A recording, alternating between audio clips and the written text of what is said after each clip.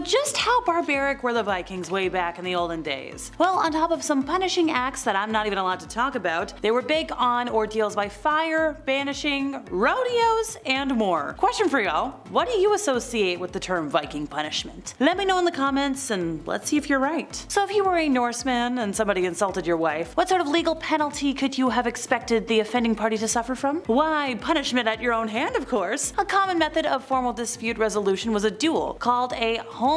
So in Sweden and Denmark, a man in a duel didn't always have the option of just meekly surrendering or losing by spilling his life source first and walking away. Often his opponent would want deadly justice anyways. But there was one way the craven chap could get out of the scrape with his life: a cow rodeo! Yep, a cow was brought into the arena where the fight had just taken place. Its tail was then shaved and covered in grease. The man's shoes were also heavily greased, and the cow was flogged and prodded to make it angry. And the rodeo began with the man pulled on the cow's tail, setting it up, charging around, and thrashing about like a firework. So if this guy could keep a hold of the cow's tail for a specified length of time, he passed the test and was allowed to keep his life. Oh, and as an added bonus, he was allowed to keep the cow. Hey look, that's very lucky. Cows are very valuable resources. Especially then. So according to Sweden's Bjarki laws, which some scholars think may date back as far as like 832, a man stealing on trading journeys was made to suffer from tarring and feathering. Ugh. If you don't know what that is, his head was shaved and covered in tar, and then duck feathers were chucked on top. Now other traders would stand in two parallel lines facing inwards. Why? Oh boy. So the poor bloke covered in feathers was forced to run between the men, who would shower him with stones and bricks. And if you weren't throwing an object, if you're like, nope, not for me, yeah, you're gonna get a really big hefty fine. Now if Buddy in the middle makes it out alive, he's done with his punishment.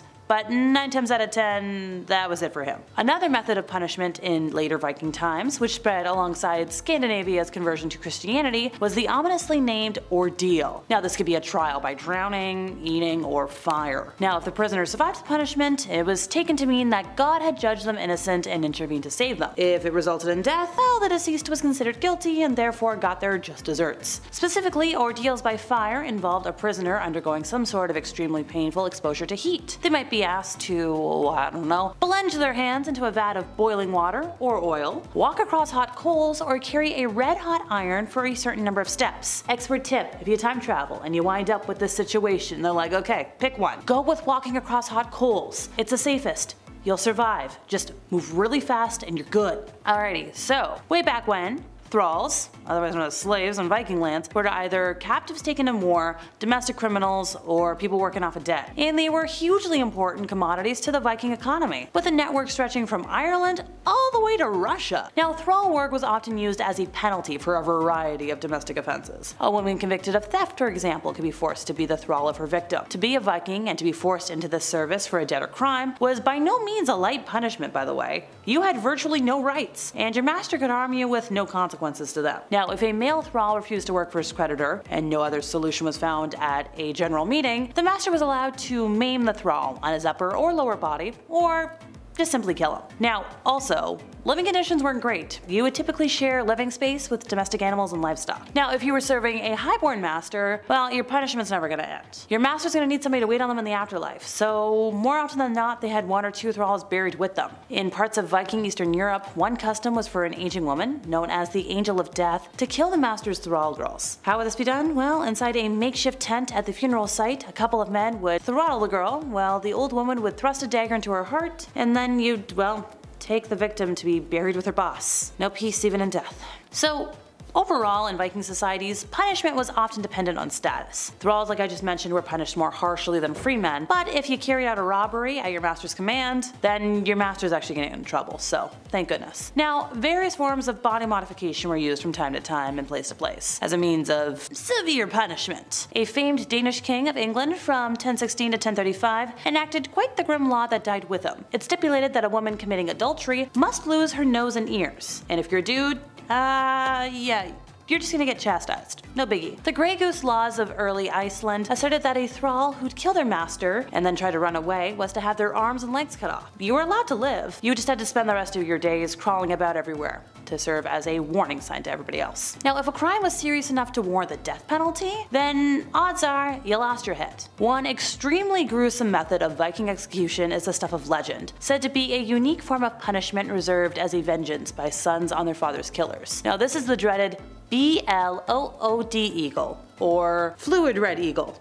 I can't say the word. In 867, the king of Northumbria was said to have received the eagle punishment by Ivar the Boneless, revenge for the execution of Ivar's father, Ragnar Lodbrok. So how would this be done? The condemned man's back would be cut open, his ribs sawn and pulled out to create a, bird shape. Then the dead man's son would then plunge his own hands through the eagle-shaped ribs and rip at the lungs. According to some mythic depictions, the victim was suspended between two trees by his hands and hoisted up, and then the skin from the back would be pulled to the side to resemble a pair of wings. And now that we all have that visual in our brains, moving on! Be careful who you keep as friends, because no matter if it was just a thing or all the things, it was kind of important to have kinsmen and friends way back when, especially if you got into any sort of legal issue, because at the ting, which was like a communal meeting or town council, your kinsman would have to stand up for you and stand with you. Let's say you committed the crime of taking a life. Well then, all your buddies are gonna have to pay reimbursement for that crime, and that could cost a lot of money. Now, let's say you were falsely accused. Well, your buddies could help clear your name. So a free man could clear his name if accused of a crime, with the testimony and oath of like 3, 6, or for severe crimes, 12 other freemen. Now these were not necessarily witnesses of the crime, but instead these were people who knew you well enough and were able to testify to your character. So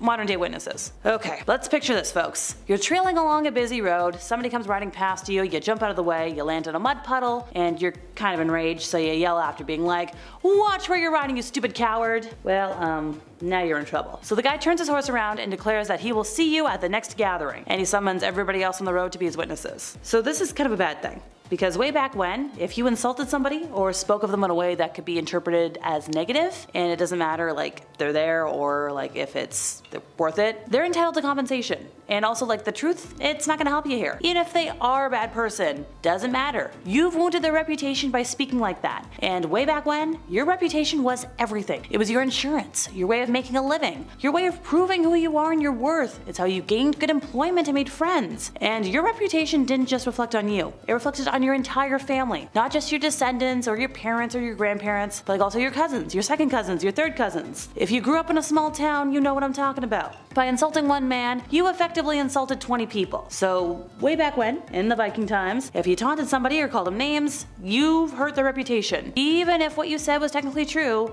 now you're gonna be convicted of a crime and the price was high. If they find you guilty, well, goodbye property. Also, you're gonna be evicted. Now, some words though were thought to be so despicable and so damaging to a man's reputation that if you said it, he was legally allowed to kill you. And not only would he be allowed to like kill you, it was kind of expected of him. Because if he didn't take that action to clear his name, well, now that's all on him.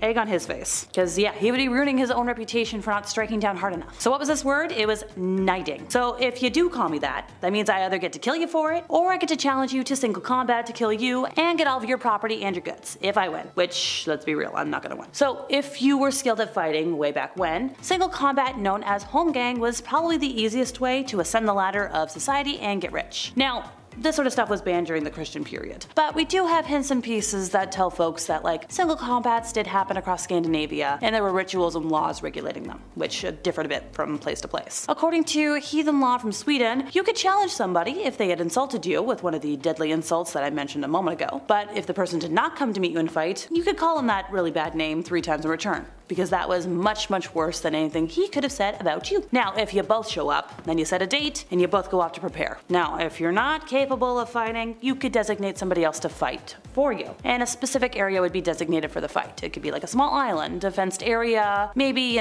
somewhere far off. If one of the 2 duelists stepped out of their designated area, they lost, and then, yep, you get called names. Now, the duel didn't actually have to end in death. Sometimes just drawing fluid was enough to end it, but often death was kind of natural, and since nobody wanted to flee and nobody wanted to be called names. And yeah, you could basically challenge anybody by insulting them. And if you were a skilled fighter, well, there was a lot of reason to do this, because once again, if you win, you get the property, you get all their goods, you could get a lot of money that way. Now, finally for today, for especially heinous crimes, the ultimate punishment was to be declared an outlaw. This meant you no longer had the protection of the law, and any of your society, anybody, well, they were allowed to kill you. Most folks fled because they couldn't really stay vigilant enough to fend off all the attempts on their lives. And that's it for me once again, folks. I've been Alexa, your resident emo girly. See y'all next time I buzz in over here at Bumblebee.